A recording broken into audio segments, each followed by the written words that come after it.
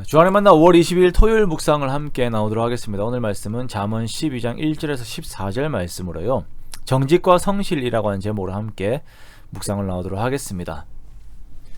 오늘은 잠언을 통해 우리의 삶에서의 정직과 성실에 대해 함께 돌아보기 원합니다. 정직과 성실이라고 하는 개념은 왠지 교과서에서나 나올 만한 이야기처럼 들려지는 것이 요즘의 세상입니다. 모든 것이 빠르고 빠른 결과를 위해서는 편법과 그에 대한 기술들이 등장을 해도 그것을 수용하는 세상이 된 것 같기 때문입니다. 요즘 세상에 정직과 성실이 통할까라고 하는 생각을 해보다가 정직과 성실이 통하는 시대가 있었을까라고 하는 생각을 또한 해봅니다. 그러다가 다시금 정직과 성실이 항상 인간의 삶을 이루는 근간이었는데 사람들이 스스로 이것을 멀리하면서 그 가치를 하락시킨 것은 아닐까라고 하는 생각에 마무리를 해봅니다.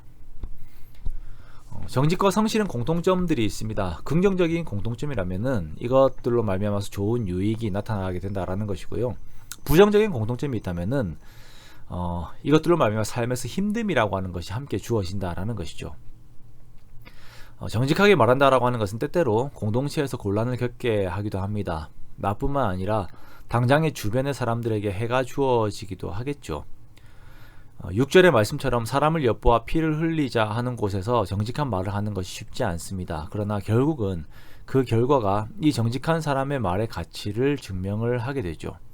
그런 말들은 결국 사람을 구원하는 결과를 가져다 주기 때문입니다.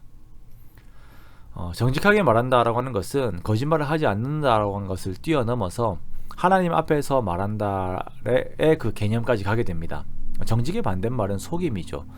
속임수를 쓴다라고 하는 것은 모든 것을 보시는 하나님의 존재를 알지 못하거나 기만하는 것이 됩니다. 정직은 곧 하나님 앞에서의 투명한 태도를 의미합니다.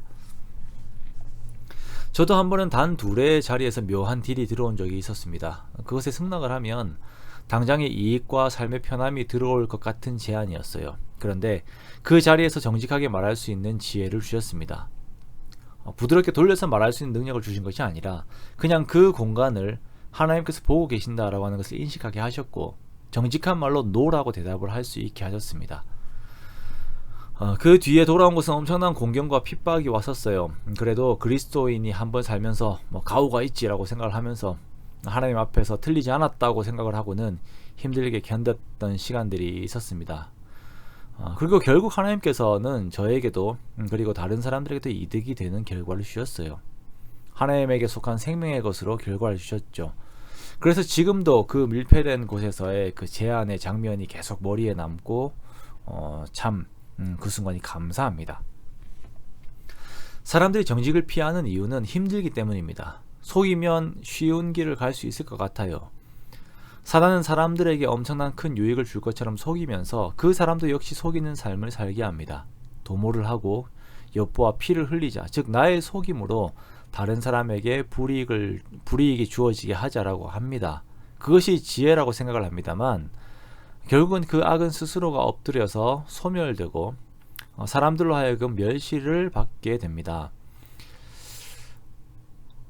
정직한 자는 지금 당장은 미련한 것처럼 보입니다. 때로는 불이익 같은 것들이 올 때도 있습니다만 하나님께서는 그 사람의 집을 서 있게 만드시고 그 사람은 그 지혜대로 칭찬을 받게 됩니다. 부정직의 유혹이 올 때 그것을 덥석 물지 마십시오.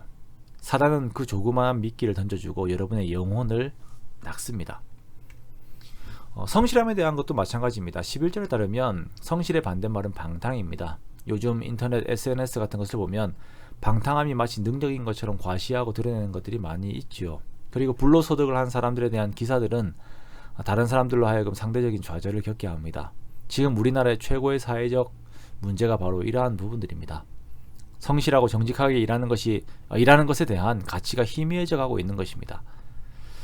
여기서 정말 위험한 것은 성실함에 대한 본래의 의미가 사라져서 그것을 손에서 놓고 사는 그 삶을 살아가는 것이죠. 삶에서 성실함에 대한 기대가 없어지는 것이 정말 위험한 것입니다. 그러나 성경은 말씀합니다. 자기 토지를 경작하는 자는 먹을 것이 많다. 악인은 불의의 이익을 탐하나 의인은 그 뿌리로 말미암아 결실을 하느니라. 성실은 반드시 그에 맞는 대가를 지불해 줍니다. 성실하십시오. 가정에서, 직장에서, 사람들과의 관계에서, 그리고 자기 자신에게 무엇보다 영적으로 성실하십시오. 그때 하나님께서는 그 질서에 따른 보응을 내려주십니다. 정직과 성실을 비우는 이 세상에서 하나님을 의지하여 꿋꿋하게 나아가시기 바랍니다. 미련한 것처럼 보여도 묵묵히 정직과 성실의 삶을 이어나가십시오.